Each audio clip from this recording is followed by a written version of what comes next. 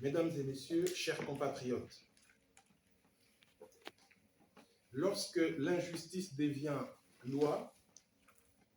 la résistance devient devoir, disait l'ancien président Thomas Jefferson des États-Unis. C'est dans cet ordre d'idées que nous nous réunissons ce jour pour nous interroger sur le sens de nos vies ainsi que sur celui des générations futures congolaises auxquelles nous sommes déterminés à léguer des conditions de vie bien meilleures que celles que nous vivons aujourd'hui. En effet, face à l'indifférence de la communauté internationale sur les massacres répétés qui sévissent dans notre pays à l'Est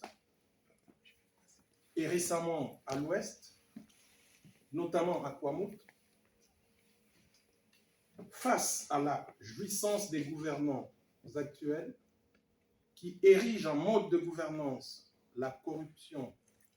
le détournement des deniers publics au mépris de la dignité de la majorité des Congolais, n'est-il pas venu le moment approprié pour nous impliquer collectivement et individuellement dans la vie publique de notre pays pour stopper ce naufrage collectif qui nous est imposé d'une part par nos voisins, je cite l'Ouganda, le Rwanda, le Burundi à l'est et l'Angola au sud, depuis la prise d'un de nos territoires dans la localité de Kaemba. Le silence éhonté de nos dirigeants depuis le siège de Bunagana par le M23, défait autrefois, n'implique-t-il pas la complicité du régime hybride Tshisekedi-Kabila qui maintient en otage nos populations? Face à cette situation, nous pensons que la réponse adéquate doit être, disais-je, d'appeler le peuple congolais, souverain primaire, à imposer le docteur Denis Mukwege comme président de la République démocratique du Congo lors du scrutin électoral qui s'annonce en 2023. En effet, ce dernier, sans nul doute, apparaît comme le candidat idéal qui réussit à faire un diagnostic correct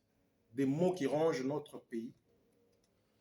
et qui est capable d'en donner une thérapie adéquate afin de réparer, sinon de soulager, la misère de notre peuple. Voilà la raison fondamentale qui nous incite aujourd'hui à nous réunir et vous invite, vous et moi, à assister et à participer à cette rencontre afin que, par notre cerveau collectif, nous puissions cogiter et arrêter des stratégies adéquates à la concrétisation de la candidature du docteur Denis Mukwege, prix Nobel de la paix, à la magistrature suprême de notre pays. Je vous remercie.